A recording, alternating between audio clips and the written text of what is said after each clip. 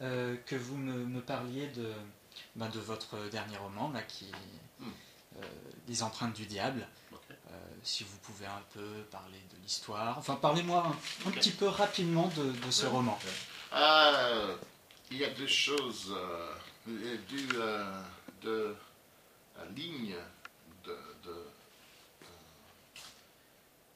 dans la narrative. La narrative, oui, on comprend. C'est une chose, c'est comme ça, c'est le mythe d'une idée locale, une idée mythologique. Ouais. L'autre, c'est une chose des nouvelles, une chose quotidienne. C'est une femme a brûlé elle-même et le petit. Et deux de ses enfants.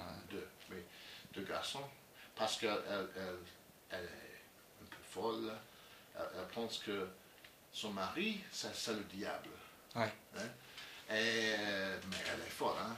Mais il y a des choses comme ça dans les, au télé, des choses comme ça dans les journaux. Une femme a conduit sa voiture dans un lac aux États-Unis et tué les deux garçons. Mm-hmm. Non, les deux filles. Et c'est ça. Et aussi, c'est une romance, un mythe oui, de l'endroit où j'habite, l'endroit où je dois dire endroit, région, peut-être, mais région c'est trop. C'est un petit endroit, en écosse on dit, on dit nuque. Uh-huh. C'est une corner. Un coin. Oui. Un coin, on peut le dire. Presque un coin. Un petit coin dans une petite région. Oui, une petite région, oui. Ouais. C'est une région maritime. Et là, il y a une histoire du diable. Le diable se promenait dans la ville et il a laissé des traces, des empreintes. Des traces, oui, des empreintes.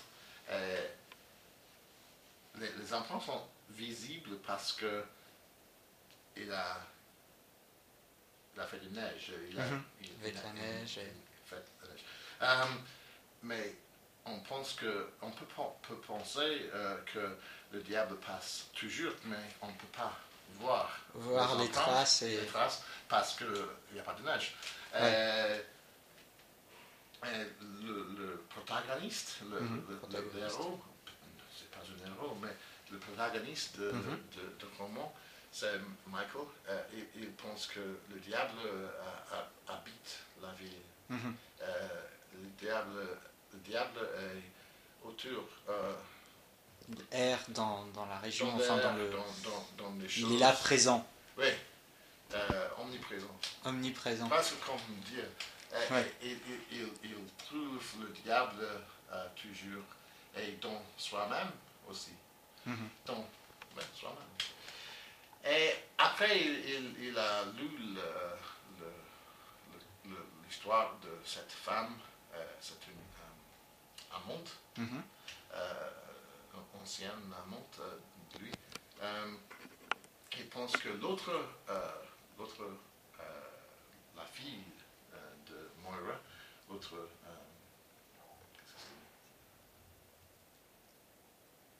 qu'est-ce que la fille. La fille. L'autre. Mais il y a deux garçons et il y a une fille. Oui. L'autre petite. La petite.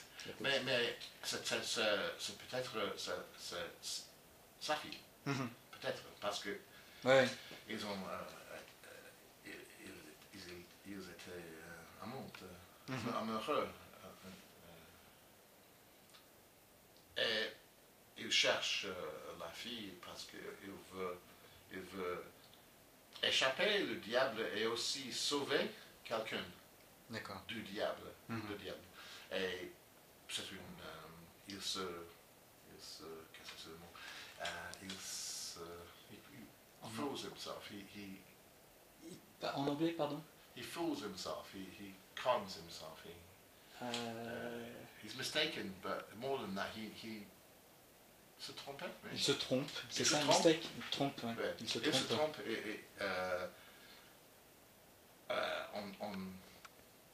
en lui-même, en elle, et le monde entier. Parce que c'est pas le diable autour de lui, c'est pas le diable en l'environnement. Oui. C'est un diable plus subtil que ça. Plus subtil. Subtil.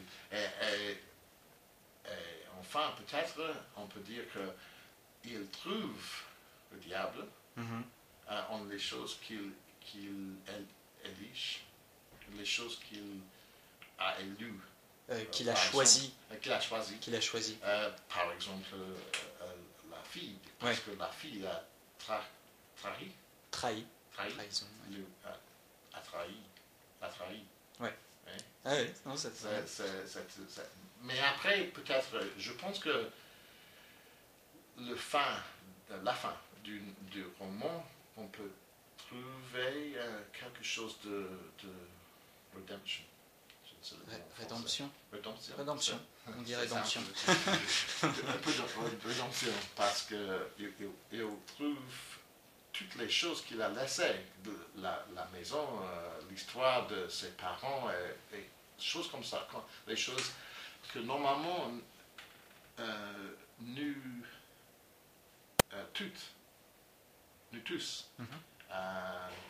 on dit en anglais take for granted. Les choses qu'on ignore. Oui. Les choses que nous ignorons sont les choses plus sacrées, les choses plus importantes. Et il doit passer dans une histoire très difficile pour trouver les choses quotidiennes du monde, de la vie. Très bien. Merci. Je vais vous demander de lire un petit extrait de votre livre, mais en anglais. En anglais, je sais pas, choisissez. Non, c'est difficile parce que j'ai pas les lunettes. Mais je peux faire comme ça. C'est très charmant. Mais je dois. Un court passage, c'est pas. Oui, je vais. Peut-être on peut lire le premier page. Parce que d'accord. C'est l'histoire, oui. D'accord. Commençons alors. Une page et demi-page. Une page et demie, oui. Ouais. Ok, très bien. The Devil's Footprints.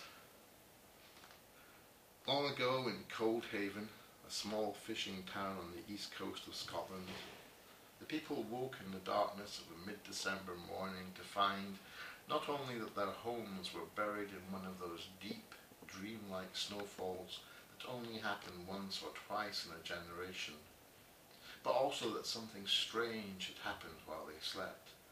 Something they could only account for in rumours and stories that, being good church-going folk, they were ashamed to repeat. Stories that mentioned the devil, or spirits. Stories that grudgingly allowed for some unseen force in the world that most of the time they preferred to ignore. In those days, Coldhaven was much as it is now, a confused jumble of houses and gardens and cramped boatyards running down to the sea on right... Oh, sorry, I made a mistake there. Okay, can I just go back to the beginning of that sentence, yeah? In those days, Coldhaven was much as it is now, a confused jumble of houses and gardens and cramped boatyards running down to the sea on tight, rain-coloured streets and narrow cobbled winds. The people of that time were ancestors of the neighbours I have lived with these past 30-odd years, obdurate, sea-going folk with their own superstitions and terrors, their own logic, their own memories of sandbanks and tides, and the treachery of water. And though their children's children have all but